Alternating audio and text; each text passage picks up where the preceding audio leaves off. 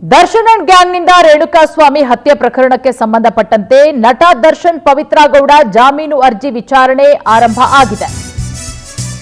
ಹೈಕೋರ್ಟ್ನಲ್ಲಿ ರೆಗ್ಯುಲರ್ ಜಾಮೀನು ಅರ್ಜಿ ವಿಚಾರಣೆ. ನಟ ದರ್ಶನ್ ಹಾಗೆ ಪವಿತ್ರ ಗೌಡ ಜಾಮೀನು ಅರ್ಜಿ ವಿಚಾರಣೆ ಹೈಕೋರ್ಟ್ ಅಲ್ಲಿ ಆರಂಭ ಆಗಿದೆ. ರೆಗ್ಯುಲರ್ ಜಾಮೀನು ಅರ್ಜಿ ವಿಚಾರಣೆ. ನಟ ದರ್ಶನ್ ಪರ ವಕೀಲ ಸಿವಿ ನಾಗೇಶ್ ವಾದ ಮಂಡನೆಯನ್ನ ಮಾಡ್ತಾ ಇದ್ದಾರೆ. ಪ್ರಕರಣದ ಹಿನ್ನೆಲೆಯನ್ನ ದರ್ಶನ್ ಪರ ವಕೀಲರಾದ ಸಿವಿ ನಾಗೇಶ್ ಅವರು ಪ್ರಸ್ತಾಪ ಮಾಡ್ತಾ ಇದ್ದಾರೆ. ಚಾರ್ಜ್ ಶೀಟ್ನೊಂದಿಗೆ ಆಗಮಿಸಿದ್ದಾರೆ ಎಸಿಪಿ ಚಂದನ್. ಇವತ್ತು ದರ್ಶನ್ ಬೇಲ್ ಭವಿಷ್ಯ ನಿರ್ಧಾರ ಆಗುತ್ತಾ? ಇದು ರೆಗ್ಯುಲರ್ ಬೇಲ್, ಯಾಕಂದ್ರೆ ಈಗಾಗಲೇ ಮಧ್ಯಂತರ ಬೇಲ್ ಸಿಕ್ಕಿದೆ ದರ್ಶನ್ಗೆ 6 ವಾರಗಳ ಕಾಲ ಅನಾರೋಗ್ಯದ ಹಿನ್ನೆಲೆಯಲ್ಲಿ. ಈಗ ಹೈಕೋರ್ಟ್ಗೆ ರೆಗ್ಯುಲರ್ ಬೇಲ್ ಅನ್ನ ಕೂಡ ಸಲ್ಲಿಕೆ ಮಾಡಲಾಗಿತ್ತು. ಅದರ ವಿಚಾರಣೆ ಈಗ ಆರಂಭ ಆಗಿದೆ. ವಿಚಾರಣೆ ನಡೀತಾ ಇದೆ.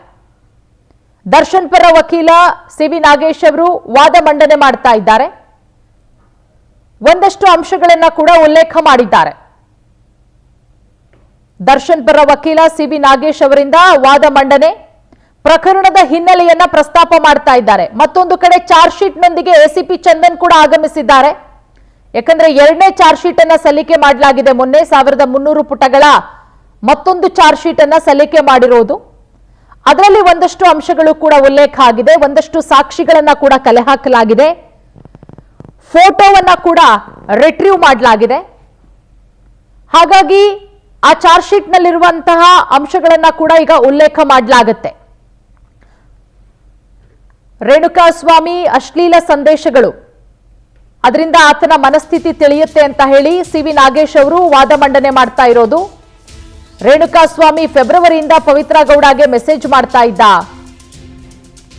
ಮೆರಿಟ್ ಆಫ್ ಕೇಸ್ ಮೇಲೆ ವಕೀಲ ಸಿವಿ ನಾಗೇಶ್ ಅವರ ವಾದ ಮಂಡನೆ ಆಗ್ತಾ ಇದೆ. ರೆಗ್ಯುಲರ್ ಬೇಲ್ ಅರ್ಜಿಯ ವಿಚಾರಣೆ ಈಗ ಆರಂಭ ಆಗಿರೋದು ಹೈಕೋರ್ಟ್ನಲ್ಲಿ.